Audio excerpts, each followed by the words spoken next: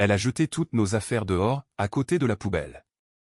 Je suis rentré à la maison pour trouver mes bébés en pleurs sur le porche. Ma sœur se tenait à la porte. « Sortez », a-t-elle dit. Et ne revenez jamais. J'ai pris mes enfants et je suis parti sans un mot. Des années plus tard, elle s'est présentée à ma porte. Je m'appelle Winslet Debrina, et 14 mois avant cet après-midi, j'ai enterré mon mari. Julian avait 34 ans. Il est parti au travail un mardi matin de la même manière qu'il le faisait toujours, avec son café dans une main et un baiser sur mon front, et il n'est jamais rentré à la maison. Un accident sur l'autoroute l'a emporté en moins d'une seconde, et cela a détruit le reste de ma vie dans les mois qui ont suivi. J'avais 2 enfants, un prêt immobilier que je ne pouvais pas assumer seul, et un chagrin si lourd que j'avais à peine la force de me lever certains matins pour habiller mon fils pour l'école. Becky avait 7 ans, Ranley en avait 4.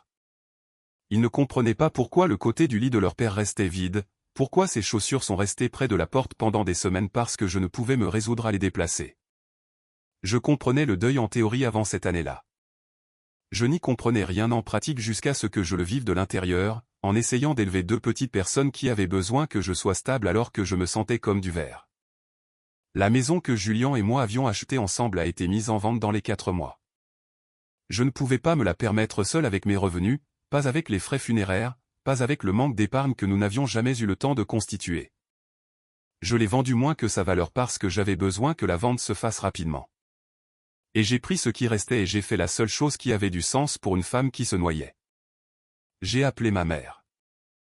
Jit Coleman avait 71 ans et vivait seul dans la maison où j'ai grandi depuis le décès de mon père 8 ans plus tôt. C'était une modeste maison à 2 étages à l'extérieur d'Asheville, le genre de maison avec un porche enveloppant et une cuisine qui sentait encore la cannelle la plupart des matins. Je n'y avais pas vécu depuis mes 19 ans. L'appeler pour lui demander si mes enfants et moi pouvions rester un moment a été l'un des appels téléphoniques les plus difficiles que j'ai jamais passés. Elle n'a pas dit oui tout de suite. Je ne sais pas, Winslet, a-t-elle dit, et je pouvais l'entendre retourner la question comme si elle faisait des calculs dans sa tête. Cette maison n'est pas aussi grande que dans tes souvenirs, et j'aime mon calme. Ce ne serait que temporaire, maman, jusqu'à ce que je me remette sur pied. Il y a eu une longue pause. Tu devrais payer quelque chose pour ça. Je ne tiens pas un refuge. Je me souviens être assise sur le bord d'un lit de motel avec mes 2 enfants endormis à côté de moi quand elle a dit ça. Et je me souviens avoir senti quelque chose dans ma poitrine devenir très immobile et très froid. Ma mère voulait un loyer de la part de sa fille veuve. Mais je n'avais nulle part où aller. Et la fierté est un luxe que vous ne pouvez pas vous permettre lorsque 2 jeunes enfants dépendent de vous. Alors, j'ai dit oui. Elle nous a donné 2 chambres à l'étage, l'ancienne chambre d'amis et ce qui était ma chambre d'enfant. Et elle nous a facturé 6 cents par mois pour les 2. Ce n'était pas déraisonnable selon les normes du marché. Ce n'était tout simplement pas ce que j'attendais de ma propre mère dans la pire année de ma vie. Je me suis dit qu'elle était démodée, qu'elle croyait en l'autosuffisance, que c'était simplement sa façon de montrer son amour à travers la structure plutôt que la douceur. Je me suis raconté beaucoup de choses cette année-là pour ne pas m'effondrer. J'ai trouvé du travail en 3 semaines, un poste de coordinatrice dans une entreprise de logistique régionale qui payait modestement mais offrait des avantages sociaux, ce qui comptait plus que tout pour moi une fois que j'avais des enfants qui avaient besoin de médecins, de dentistes et de fournitures scolaires. Je travaillais de longues heures. Ma mère gardait les enfants l'après-midi quand je ne pouvais rien arranger d'autre, bien qu'elle me rappelait souvent que cela ne faisait pas partie de notre arrangement, qu'elle me faisait une faveur, que je ne devais pas m'y habituer. Je payais mon loyer chaque premier du mois sans faute. J'achetais mes propres provisions et les gardais sur une étagère séparée dans le garde-manger. Je faisais la lessive des enfants séparément de la sienne parce qu'elle me l'avait demandé pour économiser sur la facture d'eau, disait-elle. Je me suis faite aussi petite et aussi facile à vivre que possible parce qu'au fond de moi, il y avait toujours une petite fille qui voulait que sa mère soit fière d'elle, même maintenant, même veuve, même à 31 ans avec 2 enfants à elle. Il y a eu de petits moments au cours de ces premiers mois qui m'en ont dit plus que je ne voulais l'admettre à l'époque.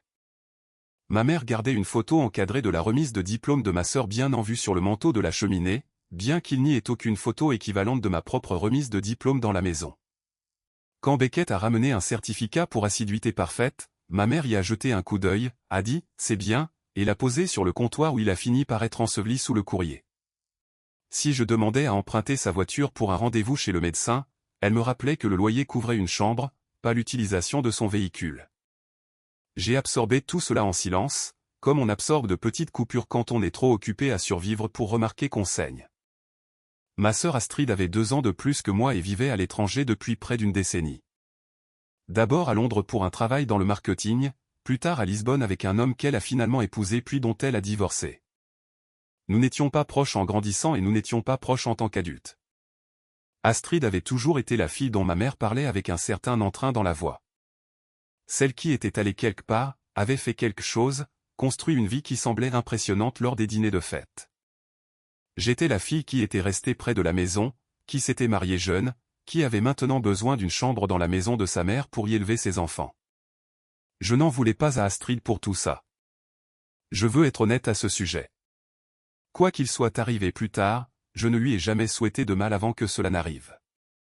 J'existais simplement dans une catégorie différente dans l'esprit de notre mère et j'avais fait la paix avec cette catégorie il y a longtemps. Astrid est revenue aux États-Unis ce printemps-là, environ 10 mois après mon emménagement. Son mariage s'était mal terminé, et d'après ce que ma mère m'a dit lors de conversations prudentes au dîner, il en avait été de même pour l'entreprise qu'elle avait tenté de lancer à Lisbonne. Elle avait besoin d'un endroit où atterrir. Et naturellement, elle a aussi atterri chez notre mère. Sauf qu'Astrid ne payait pas de loyer. Astrid ne faisait pas sa lessive séparément ni ne gardait ses provisions sur une étagère désignée. Astrid a eu la suite parentale en bas, celle avec la salle de bain privée et la bonne lumière du matin, et elle l'a eu la semaine de son arrivée. Je me suis dit que ça n'avait pas d'importance. J'avais mes enfants. J'avais un travail dans lequel j'excellais lentement. J'avais un plan, qui se formait tranquillement, pour économiser assez en un an pour déménager dans mon propre appartement. J'ai gardé la tête basse, j'ai travaillé, j'ai payé mon loyer et j'ai essayé de ne pas remarquer la façon dont toute la posture de ma mère changeait quand Astrid entrait dans une pièce. La façon dont elle riait différemment, écoutait différemment, la regardait différemment qu'elle ne me regardait. Ce que je ne savais pas, ce que je n'apprendrai que beaucoup plus tard, c'est que mon père avait laissé quelque chose derrière lui dont personne ne m'avait parlé. 14 mois après mon emménagement dans cette maison, tout a changé un jeudi. J'avais fait un service complet et pris 2 heures supplémentaires pour couvrir un collègue, ce qui signifiait que je ne suis pas rentré avant près de 19 heures au lieu de mon habituel 16h30. Je me souviens que le trajet du retour semblait ordinaire. Je me souviens avoir pensé à ce que j'allais préparer pour le dîner des enfants, si Beckett avait fini ses devoirs, si la toux de renlait de la semaine précédente s'était complètement dissipée. Rien pendant ce trajet ne m'a préparé à ce que j'ai trouvé. Je suis entré dans l'allée et je l'ai vu avant même de mettre la voiture en stationnement. Des boîtes. Nos boîtes, celles du déménagement, celles que j'avais soigneusement étiquetées et empilées dans le coin de nos 2 chambres à l'étage. Elles étaient sur la pelouse avant, certaines renversées, des vêtements s'échappant sur l'herbe. Les livres d'école de Beckett étaient éparpillés près de la boîte aux lettres. Et là, sur les marches du porche, assis dans la lumière déclinante du soir, se trouvaient mes 2 enfants. Ranley pleurait, son petit visage rouge et humide, serrant un lapin en peluche qui avait sommeau survécu à ce qui s'était passé. Beckett avait son bras autour de sa petite sœur, essayant d'être courageux comme les enfants de 7 ans essaient d'être courageux quand ils ne comprennent pas ce qui se passe et que personne ne leur a expliqué. Je ne me souviens pas être sorti de la voiture. Je me souviens avoir couru. Qu'est-ce qui s'est passé? Qu'est-ce qui se passe? Ma voix est sortie plus vive que je ne le voulais, la peur faisant ce que la peur fait, se transformant en quelque chose qui sonne comme de la colère. La porte d'entrée s'est ouverte et Astrid se tenait dans l'encadrement, les bras croisés, avec une expression que je n'avais jamais vue sur elle auparavant, quelque chose de froid et de satisfait à la fois.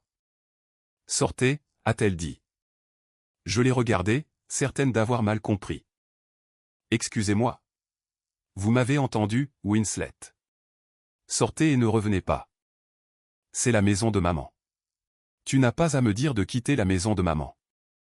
Maman est d'accord avec moi, a dit Astrid. Et quelque chose dans le ton plat de sa voix m'a dit que c'était répété. Que cette conversation avait eu lieu quelque part derrière une porte fermée avant même que je n'entre dans l'allée. Elle en a assez de vous subventionner, toi et tes enfants. Ce n'est pas une œuvre de charité. C'est moi qui gère les choses maintenant. J'ai regardé par-delà elle dans la maison, cherchant ma mère, ayant besoin d'entendre cela de sa propre bouche, ayant besoin que cela ne soit pas vrai. Elle est apparue dans le couloir derrière Astrid. ses bras croisés en miroir de la posture de sa fille aînée, et elle n'a pas croisé mon regard. Maman. Ma voix s'est brisée sur cette unique syllabe. S'il te plaît, dis-moi que ce n'est pas ce que ça semble être. La voix de ma mère, quand elle est finalement venue, était calme mais certaine. Astrid a raison, Winslet. Il est temps que tu te débrouilles seul. Tu t'es appuyé sur cette famille assez longtemps. Depuis combien de temps cela était-il prévu? Ai-je demandé, mes yeux se déplaçant entre elles deux, cherchant une faille dans leur front uni. Cela a-t-il été décidé ce matin? La semaine dernière? Alliez-vous me le dire, ou étais-je juste censé rentrer à la maison et trouver ça? La mâchoire d'Astrid s'est crispée. Est-ce que ça a de l'importance? Tu devais l'entendre un jour ou l'autre.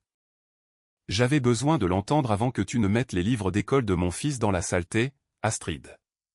J'avais besoin de l'entendre avant que ma fille ne s'assoie sur ses marches, ne sachant pas où sa famille allait dormir ce soir. Je pouvais sentir mes mains trembler. Plus de peur, mais de quelque chose de plus proche de l'incrédulité. Tu aurais pu m'appeler au travail. Tu aurais pu attendre 2 heures jusqu'à ce que je rentre à la maison pour avoir cette conversation comme une adulte. Au lieu de ça, tu as fait ça devant 2 enfants. Ils vont bien, a dit Astrid. Et quelque chose dans le mépris de sa remarque, la façon dont elle l'a dit comme un inconvénient plutôt qu'un aveu, m'a dit qu'il n'y avait aucune version de cette conversation qui se terminerait différemment. Les enfants sont résilients. Tu fais du drame. Je veux que vous compreniez quelque chose. J'avais payé mon loyer chaque mois. Je n'avais jamais manqué un seul paiement. J'avais fait tout ce qu'on m'avait demandé et plus encore. Et en l'espace d'une journée de travail, sans un appel téléphonique, sans un avertissement, sans une seule conversation, ma sœur avait fouillé mes chambres, emballé nos affaires et les avait jetées sur la pelouse comme des ordures. J'ai regardé ma mère une dernière fois, lui donnant une dernière chance d'être la personne que j'avais espéré qu'elle soit pendant 31 ans. Elle a détourné le regard la première, vers la lumière du porche, vers n'importe quoi qui n'était pas mon visage. Je n'ai pas crié. Je n'ai pas argumenté davantage.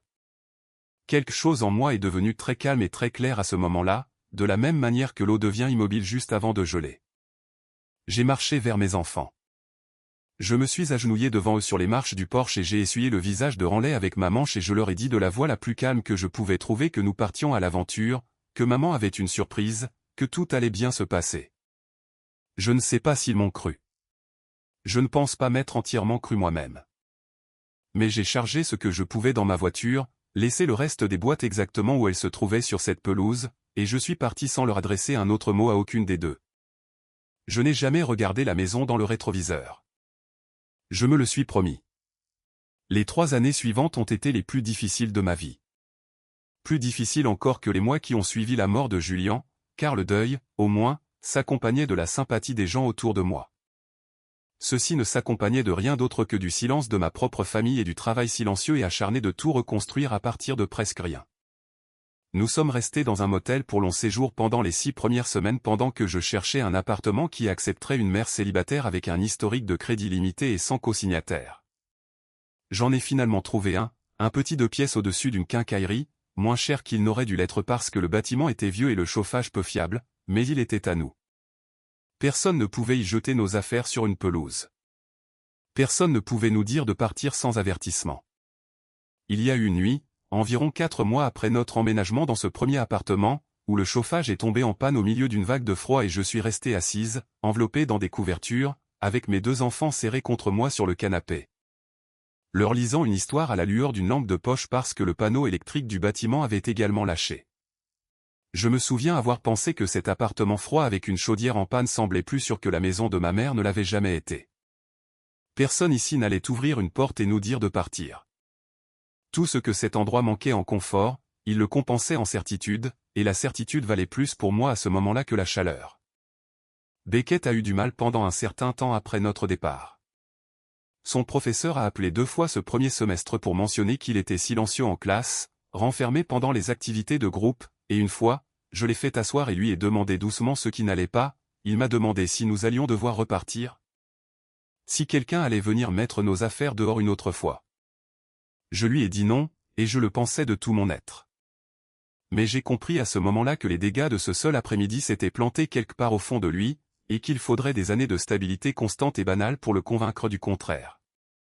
Après cela, j'ai pris soin de ne jamais élever la voix à la maison, d'annoncer les plans à l'avance, de lui donner de petites formes de contrôle sur sa propre vie chaque fois que je le pouvais. Parce qu'il avait besoin de réapprendre qu'il pouvait faire confiance au sol sous ses pieds pour qu'il reste stable. Ranley, étant plus jeune, semblait le vivre différemment. Elle parlait rarement de ce jour directement, mais pendant près d'un an après, elle a insisté pour garder un petit sac emballé près de la porte de sa chambre, rempli de quelques jouets et d'un change, au cas où. Je ne lui ai jamais enlevé le sac. Je l'ai laissé le garder là jusqu'au jour où elle a cessé de le mentionner elle-même, jusqu'au jour où j'ai remarqué qu'il avait discrètement disparu de côté de sa porte, et j'ai compris, sans qu'aucune de nous deux n'en dise un mot, qu'elle croyait enfin que nous restions. Je me suis jeté dans le travail comme je ne l'avais jamais fait auparavant. Mon manager l'a remarqué. En un an, j'ai été promu superviseur des opérations. Puis, en une autre année, coordinatrice régionale, un rôle qui s'accompagnait d'un salaire que j'aurais autrefois considéré comme une fantaisie. Je suivais des cours de certification le soir après que les enfants étaient endormis, étudiant à la table de la cuisine avec une tasse de café qui refroidissait à côté de moi. Je ne sortais pas avec des hommes. Je ne socialisais pas beaucoup au-delà du nécessaire. J'ai construit, brique par brique, une vie qui appartenait entièrement à mes enfants et à moi. Une vie que personne ne pourrait démanteler en un seul après-midi pendant que j'étais au travail.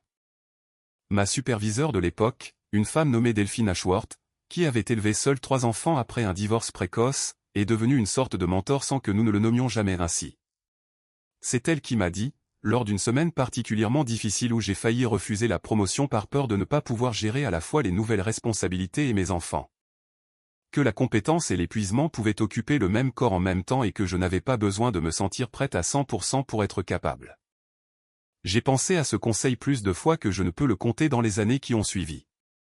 Elle m'a aussi appris, presque en passant un après-midi dans la salle de pause, comment lire correctement un contrat de location, comment négocier les termes, de petites compétences pratiques que personne dans ma famille ne s'était jamais donné la peine de me transmettre. Je la mentionne parce que toutes les relations importantes de cette histoire ne sont pas basées sur le sang, et certaines des mains les plus stables que j'ai trouvées pendant ces années appartenaient à des gens qui ne me devaient absolument rien.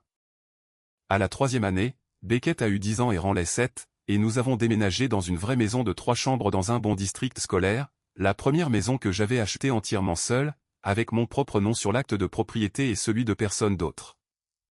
Je me souviens être debout dans le salon vide le jour où nous avons eu les clés, et pleurer d'une manière que je n'avais pas pleuré depuis les funérailles de Julian. Sauf que cette fois, les larmes semblaient différentes. Elles ressemblaient à un soulagement. Je n'ai pas parlé à ma mère pendant ces 3 années. Elle n'a pas cherché à me contacter, et moi non plus. Astrid, pour autant que je sache, est restée dans la maison, et d'après des nouvelles occasionnelles de seconde main par une cousine qui me parlait encore, les choses ne s'étaient pas passées comme Astrid l'avait prévu lorsqu'elle a orchestré notre expulsion. Sa tentative de lancer une entreprise de conseil avait échoué dès la première année. Elle avait emprunté de l'argent à notre mère pour la financer, argent qui n'a jamais été remboursé. Elle avait aussi apparemment contracté un prêt personnel sur sa part d'un compte d'épargne joint qu'elle et ma mère détenaient autrefois, supposant qu'elle hériterait simplement assez plus tard pour le couvrir. La tension entre elles deux, autrefois si chaleureuse et facile devant moi, s'était apparemment considérablement aigrie une fois qu'Astrid était la seule fille restée dans la maison et n'avait plus moi pour se comparer favorablement. Puis, au printemps de cette 3e année, ma cousine a appelé pour me dire que ma mère avait eu un accident vasculaire cérébral. Je suis resté longtemps avec cette information avant de décider quoi en faire. Quoi qu'il se soit passé entre nous, quoi qu'on ait fait à mes enfants, ma mère était toujours ma mère, et une partie de moi ne pouvait pas simplement effacer 31 ans d'amour compliqué à cause d'un terrible après-midi. Je lui ai rendu visite à l'hôpital. Je n'ai pas vu Astrid là-bas lors de mes visites, ce que j'ai appris plus tard était dû au fait qu'Astrid avait à ce moment-là déménagé hors de l'État pour rester avec une amie après que leur relation se soit encore détériorée à cause du prêt non remboursé. J'ai emmené Beckett et Ranley avec moi lors de ma 2e visite, principalement parce que je n'ai pas pu trouver de garde d'enfants à la dernière minute, et je me souviens avoir été nerveuse à ce sujet. Incertaine de savoir si revoir leur grand-mère après 3 ans de silence les dérouterait ou les contrarierait.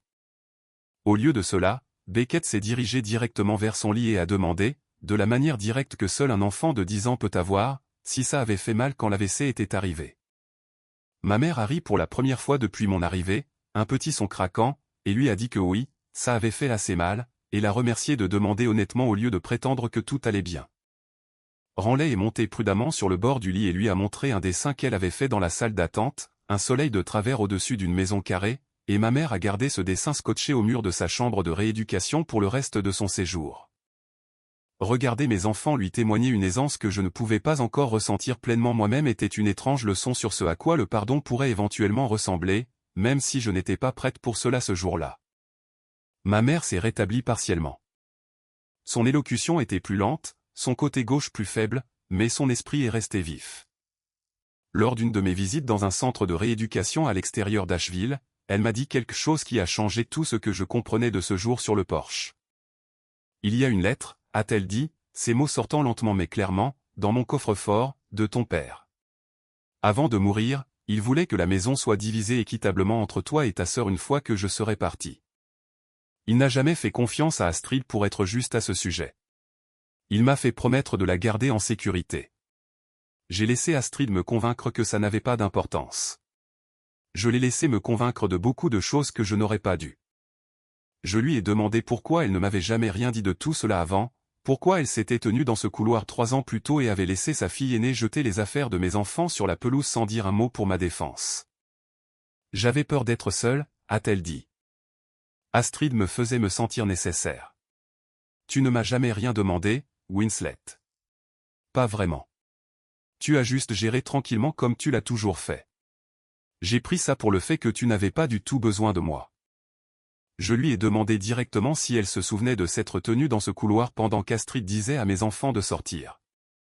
Ses yeux se sont remplis de larmes et pour la première fois de ma mémoire, ma mère a pleuré devant moi sans essayer de le cacher. Je me souviens, a-t-elle dit. Je me suis dit que tu t'en sortirais. Tu t'en étais toujours sorti. Je pense que j'ai pris ta force pour une permission de te traiter avec négligence, et j'ai honte de cela maintenant plus que je ne sais comment le dire. Je ne lui ai pas dit que ce n'était pas grave parce que ça ne l'était pas. Et je m'étais promis quelque part au cours de ces 3 années que j'arrêterais de prétendre que les choses allaient bien simplement pour mettre les autres à l'aise. Mais j'ai pris sa main parce qu'elle était toujours ma mère, se remettant encore d'un AVC, toujours une femme qui manquait de temps pour réparer quoi que ce soit. Et certaines formes de pardon consistent moins à ce que l'autre personne le mérite qu'à décider de ce que vous êtes prêt à continuer de porter. Ce n'étaient pas des excuses complètes. Je ne suis pas sûr que ma mère avait des excuses complètes en elle. Pas après une vie à être la personne qu'elle était, mais c'était de l'honnêteté. Et après 3 ans de silence, l'honnêteté était plus que ce à quoi je m'attendais. En raison de sa mobilité limitée, ma mère a demandé à un ami de la famille de récupérer la clé du coffre-fort chez elle et de l'apporter au bureau de son avocat, où la lettre a été officiellement ouverte et vérifiée devant témoins la semaine suivante. La lettre de mon père, de sa propre main, exposait ses volontés des années avant sa mort, que lorsque ma mère déciderait de se séparer de la maison, elle la divise équitablement entre ses 2 filles. Ce n'était jamais un document légal en soi. C'était une demande, un espoir, quelque chose qu'il avait fait confiance à ma mère pour exécuter honnêtement une fois qu'il serait parti. Il avait apparemment senti même alors exactement le type de dynamique qui se déroulerait entre ses filles s'il n'était pas spécifique à ce sujet. L'avocat de ma mère, un homme à la voix douce nommé Foster Linfist, qui s'occupait des affaires de notre famille depuis avant ma naissance, m'a appelé quelques semaines plus tard pour m'expliquer ce que cela signifiait réellement maintenant que ma mère avait agi en conséquence. Il a expliqué que la lettre de mon père était simplement restée en sommeil toutes ces années, honorée en intention, mais jamais convertie en quoi que ce soit de contraignant jusqu'à ce que ma mère elle-même lui donne l'ordre de rédiger de nouveaux documents de succession la reflétant. Signé et officiellement attesté. C'était sa décision, enfin officialisée, qui diviserait la maison équitablement entre Astrid et moi-même. Ce n'était plus une question de sentiment familial. C'était sa parole écrite enfin. Il m'a demandé gentiment si j'avais l'intention de le dire moi-même à ma sœur ou de faire envoyer une correspondance officielle par son bureau. Je lui ai dit que je le lui dirais moi-même si le moment venait. Une partie de moi soupçonnait que ce serait le cas. Astrid ne savait rien de tout cela. Elle était hors de l'état depuis plus d'1 an à ce moment-là, et la communication entre elle et notre mère avait pratiquement cessé après leur dispute au sujet du prêt commercial non remboursé. C'était un mardi soir, presque 3 ans jour pour jour après le jour où mes enfants étaient assis en pleurs sur ce porche, quand ma sonnette a retenti à ma nouvelle maison. J'ai ouvert la porte et j'ai trouvé ma sœur debout là, plus mince que dans mon souvenir, ses vêtements une taille trop grande, son expression ne portant aucune de la froideur de cet après-midi des années plus tôt. Ce qu'il y avait à la place était quelque chose de plus proche du désespoir. « Winslet », dit-elle, et sa voix se brisa sur mon nom. « J'ai besoin d'un endroit où rester, juste pour un petit moment. Je n'ai nulle part où aller. » Je me tenais dans ma propre embrasure de porte, dans la maison que j'avais entièrement construite de mes propres mains après qu'elle ait essayé de m'effacer de l'histoire de notre famille. Et j'ai senti quelque chose s'installer en moi que je ne peux décrire que comme de la clarté. « Je suis au courant pour la lettre de papa, Astrid, ai-je dit. Je sais ce qu'il voulait pour la maison, et je sais que tu t'es assuré que cela n'arrive jamais jusqu'à ce que maman le rende enfin officiel elle-même. » Son visage a changé, le désespoir cédant brièvement la place à quelque chose de plus familier, de plus calculateur, avant de s'effondrer à nouveau dans l'épuisement. « J'ai fait des erreurs. Je le sais maintenant. »« Tu n'as pas fait d'erreur, ai-je dit. Une erreur, c'est d'oublier de payer une facture. Ce que tu as fait, c'est emballer les affaires de mes enfants et les mettre sur une pelouse parce que tu as décidé que nous n'avions pas assez d'importance pour être prévenus d'abord. Tu t'es tenu dans cette embrasure de porte et tu as dit à 2 jeunes enfants de sortir de la maison de leur grand-mère pendant que leur mère était au travail à gagner l'argent pour payer un loyer auquel tu n'as jamais contribué un seul centime. » Astrid a changé de pied, regardant par-delà moi dans la lumière chaude de mon salon, les photos encadrées sur le mur, la vie qu'elle pouvait voir que j'avais construite sans elle. J'ai tout perdu, Winslet. L'entreprise, le mariage, la plupart de mes économies. Il ne me reste rien. Sa voix a vacillé sur le dernier mot. Et pendant un instant, j'ai vu quelque chose sur son visage que je n'avais pas vu depuis que nous étions enfants.